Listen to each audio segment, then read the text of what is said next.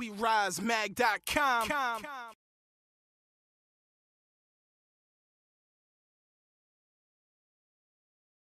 this is Spectra Cosplay with Rise Magazine. I'm here with Victoria. And we're just going to do a little bit of a quick cosplay interview. So how are you enjoying Otakon so far? I'm enjoying it. It's my first big anime convention and it's really cool and really interesting. And people are really nice. Yes, indeed. So how do you think about Otakon? I mean, since you said it's your first big anime convention, were you kind of overwhelmed? Not really, because even though it's a really big show, it's not clustered like other shows I've been to in the past. But it doesn't really feel overwhelming at all. It's just very exciting. Yes. All right, so how long have you been attending conventions for? 11 years. Wow. What was your first convention? My first convention was the Wizard World Philadelphia show. Awesome. How was that? I've never actually been to it myself. It was my very first show. It was a lot of fun. They had a lot of vendors there. There were a few cosplayers there. Not too many because I guess the hobby wasn't as popular back then as it is right now. But it was a really cool experience. It was the first time I was at a show with fellow comic nerds, so that was cool. Awesome. All right, so explain to us what you're doing at Otakon. I know you're working at a booth. I am. I'm working for Japanime Games, and they have a brand new arena strategy board game that we are selling in addition to 2 deck building games featuring maids and goddesses. Okay, awesome. All right, so my next question. Tell us what you explained Wizard World's your first convention now. Did you cosplay to it or did you start cosplaying afterwards? I didn't start cosplaying until maybe like 5 years later. Okay. So explain to us your first cosplay.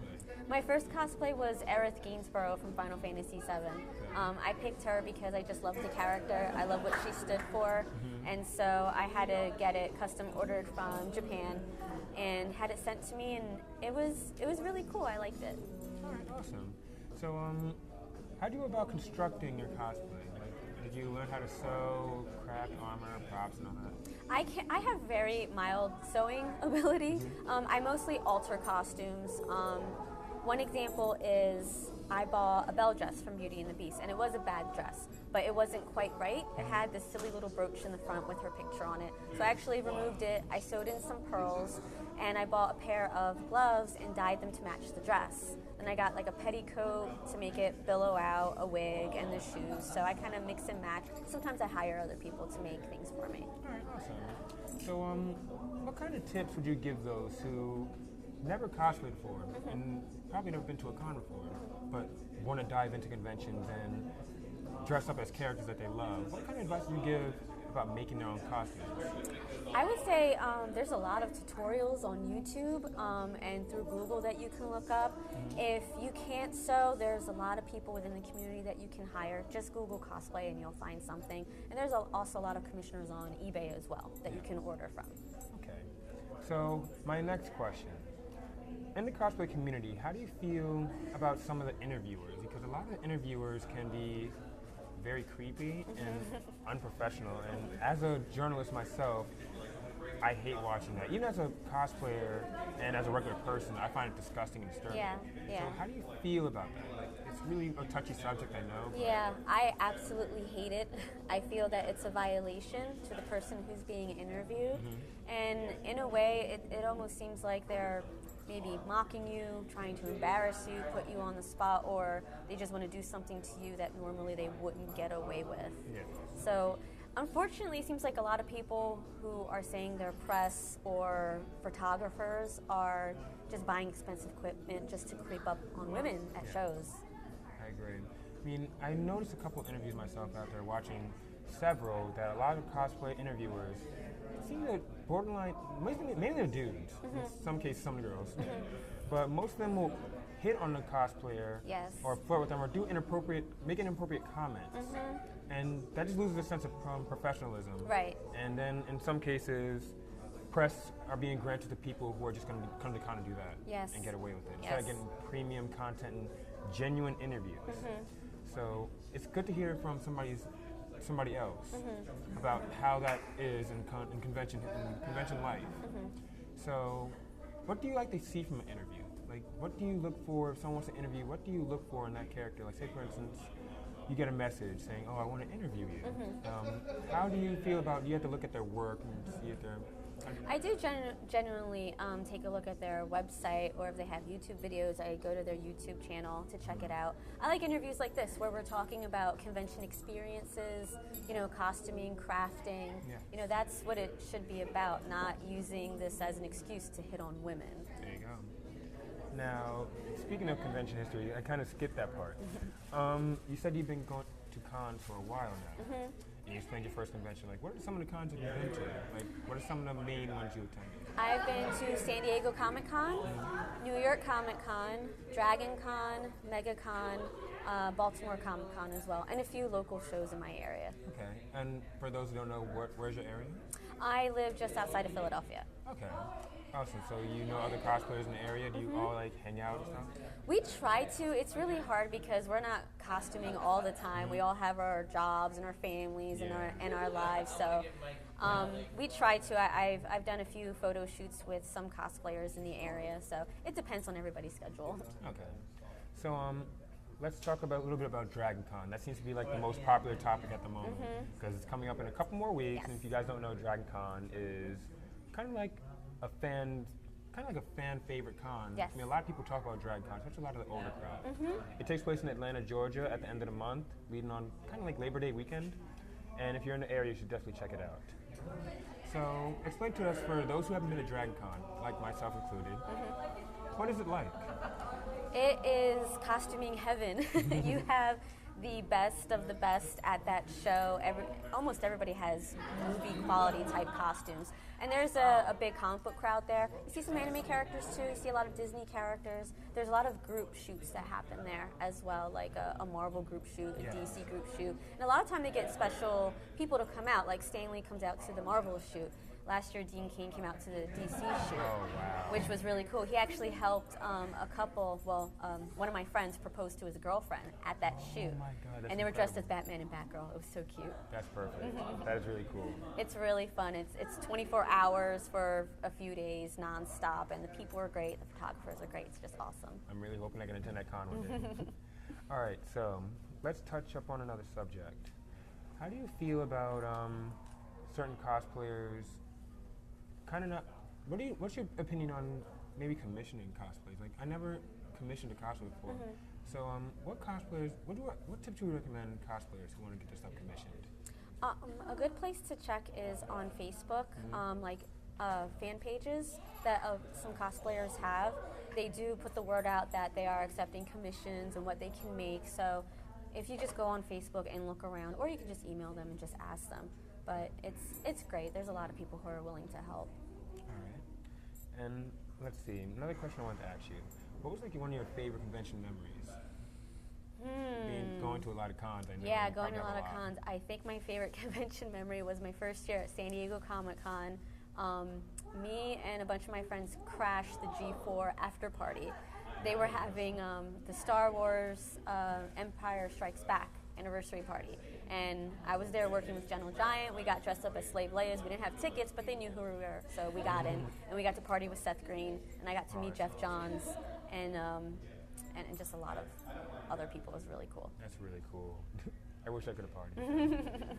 Okay, so another topic that we kind of touched on when we were talking, I want to go back to the interviewing skill, but on a different scale, like, how do you feel some people act at conventions? I mean, do you think sometimes maybe, like, all right, I'm just going to say, creepers. Everyone has a story about creepers. Do you have a story about creepers that happened to you at a convention? I do. I was working at the San Diego Comic Con, and somebody asked for a photo, and I was dressed as Slave Leia. And instead of putting his arm around my waist, he put it right on my backside. And because I was on the clock and I was working, I had to deal with it in a professional manner. So I just took his arm and put it on my waist. Okay. All right, so let's touch upon the topic of convention creepers. I mean, I know you might have a couple of stories from past conventions, again, you went to a lot of them. Everyone at conventions deals with a creeper or two. Would you like to share a story and experience that you had? On somebody bothering me? Yeah. I know, it's a touchy subject. Well, there's a lot of them. When I was at the San Diego Comic-Con, I believe it was my first year there, I was constantly checking up with my family because, I'm from the East Coast. I went to the West Coast by myself, and they wanted just to make sure that I was okay. And I was in costume. I was dressed as Catwoman, and I was on the phone with my young niece, and he wanted a photo, so I told him, if you could please wait, I'll take the photo with him, but I had to talk to my family first, and he got really angry at me. And he kept just hovering over me, kind of like a vulture, and he was getting angrier and angrier. And then he had called me some name and walked off. And I got really upset, and I put the phone down. I was like, "What did you say to me?" And he turned around, and he's like, "Oh, well, if you're not going to take pictures, then you shouldn't dress up." I said, "Just because I'm dressed up doesn't mean I'm not allowed on the phone. You can wait." And we kind of went at it, and I told him to go away, and he did, so. People understand that you have to have manners and some form of etiquette when approaching people. That just goes for that's just life in general. Yes. If someone's on the phone or eating or resting, let them rest and let them have their time. I mean, there's going to be a time they're going to get up. They're going to be around the con. Not like they're going to be just vanish like that. Yeah. I mean, it's personal space. Yeah, seriously. I know people deal with that kind of stuff all the time. It's unfortunate that it happens. Yeah. But one thing people just need to understand is etiquette and just learn a time and place for everything. It's funny, I actually wrote an article on my blog. It was called Cosplay 101, How to Approach a Cosplayer. And I listed, if somebody's eating, just let them be. You can ask them later, and a few other tips that I wrote there for people. Okay, awesome. We have to check that out then. All right, my next question is, have you ever dealt with cosplay bullying? It's kind of a topic that came up on my news feed a couple weeks back. Okay. Have you ever dealt with issues like that? Cosplay bullying. Within the cosplay community, from other cosplayers, I can honestly say no. Okay. Well, you want to let me see, because I've seen some stories now. One of the main stories that actually pop up are issues of race when it comes to cosplaying. Say, for instance, you can't cosplay a character because you're black, you're tan, you're white. I honestly don't like that topic at all. Yeah. What do you think about that? I have dealt with it, especially when I first started cosplaying, but the interesting thing is it never came from another cosplayer, it was the fanboys who were telling me that. And as I said before, my first cosplay was Aerith Gainsborough from Final Fantasy VII, and people were, leaving negative comments on my photos online saying, "Oh, well, the colors of the costume don't look right because you have tan skin." And they're saying you can't dress up as her because you have tan skin, which is ridiculous. And it's disheartening, and for a while it did get me down. And I thought, from that point on, maybe I had to only pick tan skin characters, and apparently my skin was a disability and I had limitations, but I got over it and I said, whatever, I'm going to cosplay whoever I want. Yes. That's how it should be. That's life. If somebody doesn't like it, that's their problem. Yes, I dealt with that myself at New York Comic Con last year, and at first it kind of made me want to give up, but then I started watching other cosplayers of color just cosplay whoever they want and doing amazing jobs, so they were very inspirational. Yeah.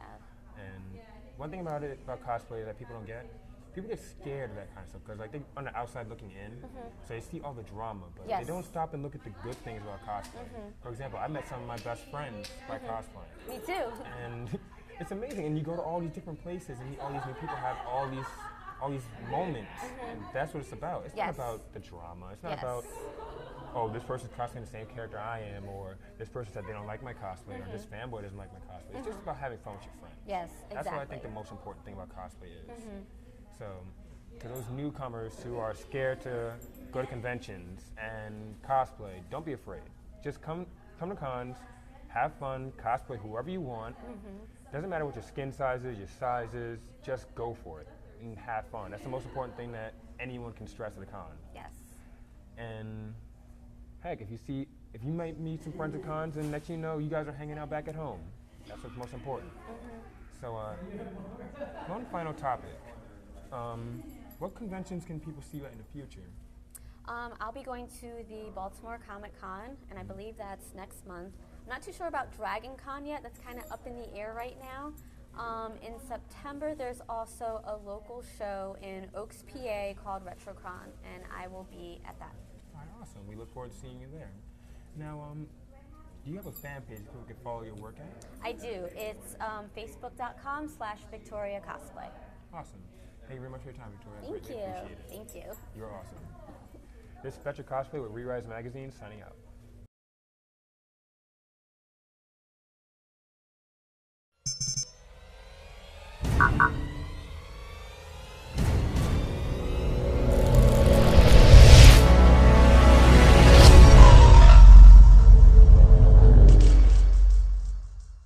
WeRiseMag.com